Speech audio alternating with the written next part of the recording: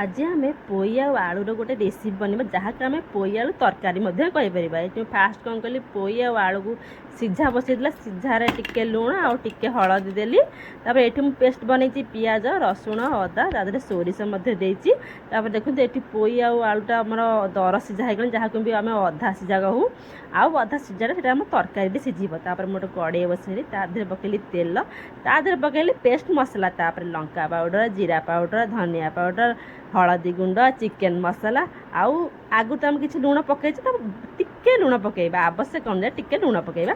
तापर टिके मसला ये कषा कषि करदेला से कषा मसला जो सीझा दर सीझा होता पोई आलू को से पकईदेली।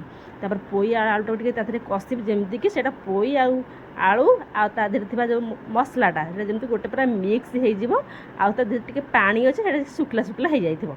तापर एमती शुखला पानी शुखीगला तापर मुझे पोई आलू सीझार पानीटा रखी से ही पानीटा को ही से तरकारी देली आउ टे सीझापी। तो से पानीटा को ढाली देली पोई आलू अब भी सीझीगला तरकारी भी हो गलानी। तापर पकईली टे गरम मसला तो गरम मसला पकई सारा पर टिके किस समय रखीदेली। तापर एबे मु तरकारीटा बाढ़ी नेली। एक्चुअली एमती ही तरकारी बनई खाते देखिए पूरा पोईटा को चोबेले पूरा चिकेन चोबेला भाया लगे। खाइबार मजा नियंतु आ मो चैनल टाको सब्सक्राइब करनियंतु आ मत भल पाइबा दियंतु जमती एमतीका भिडियो मु आपन सामना को आहरी बहुत किसी भिडियो आपन सामना को आनी परिबे। आपन भी एमती बनइबे आउ खाइबार